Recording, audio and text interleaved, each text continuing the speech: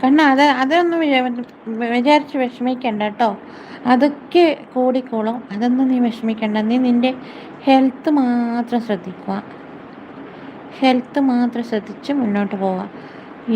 ഇതൊക്കെ എന്ത് നമുക്കത് കൂടും. അതൊന്നും പ്രശ്നമാക്കണ്ട. അത് വരുന്നുണ്ടെങ്കിൽ അത് തീർച്ചയായിട്ടും നമ്മുടെ അടുത്ത് വന്ന് ചേരും. ആൾക്കാരും അങ്ങനെ നമ്മുടെ അടുത്ത് വരുന്ന ആളാണെങ്കിൽ തീർച്ചയായിട്ടും വന്ന് കാണും. പക്ഷേ ഈ കർണനിപ്പോൾ പോയപ്പോൾ ഞാൻ വിചാരിച്ചു കർണനൊന്നും കാണാനില്ലല്ലോ, പോയി എന്ന്. പക്ഷെ നമ്മളെ അടുത്ത് വരേണ്ട ആൾ നമ്മുടെ അടുത്ത് വരും. ഇപ്പോൾ കർണൻ വന്നില്ലേ, എത്തിച്ചേർന്നില്ലേ? അതേപോലെയാണ് എല്ലാ കാര്യവും. നമ്മൾക്ക് ആവാനുണ്ടോ അതാവും. അതിന് വിഷമിക്കണ്ട. അതിനാര് തടസ്സപ്പെട്ടാലും നോ പ്രോബ്ലം. അതതിൻ്റെ ടൈമാകുമ്പോൾ വന്നോളൂ കേട്ടോ. അതിന് വിഷമിക്കണ്ട. ശ്രമിച്ചു നോക്കും. അതെ ട്രൈ ചെയ്യേ. നമുക്ക് പറ്റുന്നത് നമ്മൾ ചെയ്യാം.